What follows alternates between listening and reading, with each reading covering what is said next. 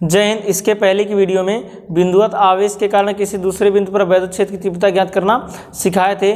आज हम देखते हैं परावैद्युतांक क्या होता है, अर्थात डाई इलेक्ट्रिक कांस्टेंट किसे कहते हैं और ये जो डाई इलेक्ट्रिक कांस्टेंट है ये किन किन बातों पर निर्भर करता है, इनको समझते हैं। तो परावैद्युतांक पढ़ने से पहले हम आपको थोड़ा सा बता दें कि कोई अगर दो आवेश हैं और वो एक दूसरे से वायु या निर्वात में रखे हैं तो उनके बीच जो लगने वाला बल होता है वो सबसे ज़्यादा होता है। अगर उन्हीं आवेशों किसी दूसरे माध्यम में रख देंगे तो उनके बीच लगने वाला बल क्या हो जाएगा, कम हो जाएगा। बात समझें यहाँ पे, जैसे हम मान लें कि कोई दो आवेश हैं Q1 और Q2, कोई दो आवेश Q1 और Q2 हैं और ये एक दूसरे से r दूरी पर वायु या निर्वात में स्थित हैं, वायु या निर्वात में रखे गए हैं। यानी कोई दो बिंदु आवेश हैं और एक दूसरे से r दूरी पर वायु या निर्वात में रखे गए हैं, तो इन दोनों के बीच जो लगने वाला बल होगा वो सबसे ज़्यादा होगा। जबकि अगर इन्हें किसी अन्य माध्यम में रख देंगे तो उनके बीच लगने वाला क्या होगा, इनकी तुलना में, वायु या निर्वात की तुलना में कम होगा। कहने का मतलब यहाँ देखो, अगर मान लेते हैं दो मित्र हैं, दो बचपन के मित्र हैं, बहुत एकदम घनिष्ठ, बहुत पुराने मित्र हैं और इनके बीच लगने वाला बल जो होगा वो बहुत ज़्यादा, लगने वाले बल का मतलब है कि इनकी जो दोस्ती है वो बहुत ही ज़्यादा घनिष्ठ होती है। अब इसमें अगर कोई तीसरा माध्यम एंट्री मार दे, कहने का मतलब ये कोई माध्यम एंट्री मार दे, अगर कोई माध्यम इनके बीच आ गया, तो जो इनके बीच लगने वाला बल एकदम स्ट्रॉन्ग था ना, वो थोड़ा ना थोड़ा क्या हो जाएगा, वीक हो जाएगा। कहने का मतलब ये था कि ये तो वायु या निर्वात में, अर्थात पुरानी दोस्ती जो थी वो इतनी घनिष्ठ थी, इनके बीच अगर कोई आए तो कुछ फर्क नहीं पड़ने वाला। लेकिन कोई ना कोई माध्यम इतना मजबूत होता है कि अगर वो बीच में आ जाए तो इनके बीच जो दोस्ती थी वो थोड़ा कम हो गई, वो क्या हो गई, कम हो गई।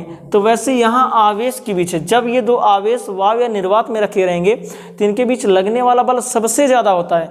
लेकिन अगर इनके बीच अगर कोई माध्यम रख दे, माध्यम का मतलब जैसे जल आ गया, कांच, अब्रक, मोम, अगर ये सारे की सारी चीज़ें आ जाएंगी, कोई अन्य माध्यम आ जाएगा तो इनके बीच जो लगने वाला बल होता है, लगेगा बल, लेकिन वायु या निर्वात की तुलना में थोड़ा कम हो जाता है।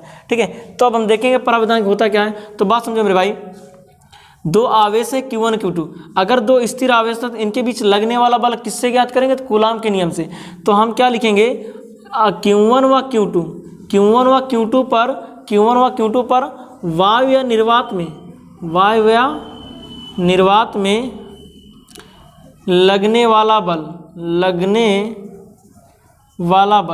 लगने वाले बल की अगर बात की गणना करें तो भाई साहब इसको हम लिखते हैं F। वायु या निर्वात में लगने वाले बल क्या है, F। तो ये क्या हो जाएगा, 1/4 पाई एप्सिलॉन नॉट, ये हो जाएगा Q1 Q2 बटे R स्क्वायर। इसको मान लेंगे समीकरण नंबर 1। अब अगर इन्हीं आवेशों को किसी अन्य माध्यम में रख देंगे तो उनके बीच कितना बल आएगा ये देख लेते हैं। तो यहाँ लिख देंगे तथा Q1 व Q2 को किसी अन्य माध्यम में रखने पर उनके बीच लगने वाला बल, अगर अन्य माध्यम में रखेंगे तो उनके बीच लगने वाला बल थोड़ा सा इसकी तुलना में बदल जाएगा।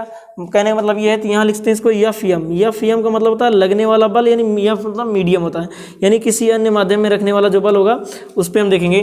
तो भाई साहब इसका सूत्र क्या होगा, 1/4 पाई एप्सिलॉन नॉट इंटू के क्या है, कोई परावैद्युतांक, ये क्या है, परावैद्युतांक किसको शो करता है कि ये किसी अन्य माध्यम में रखा हुआ है, इंटू आवेश तो वही दोनों है Q1 Q2 और इनके बीच की दूरी भी सेम है, तो दूरी भी क्या होगी, R स्क्वायर। अगर अब यहाँ पे हम समीकरण 2/1 कर दें, समीकरण 1/2 कर दें, समीकरण 2, तो एक बात समझो, यहाँ पे बाएं पक्ष को बाएं पक्ष में डिवाइड किया जाता है और दाएं पक्ष को दाएं में। तो बाएं में कौन है, F और Fm। ठीक है, तो यहाँ लिख देंगे F/Fm और दाएं पक्ष कौन सा है, तो ये पहला पार्ट हो गया 1/4 pi epsilon not into Q1 Q2 बटे R स्क्वायर। बटे में अगर इसकी बात करेंगे हम, ये हो जाएगा 1/4 पाई एप्सिलॉन नॉट इंटू में K और ये हो जाएगा Q1 Q2 बटे R स्क्वायर। भाई साहब ये दोनों कैंसिल हो जाएंगे, यहाँ पे 4 पाई वाला कैंसिल हो जाएगा, बचेगा कौन, K।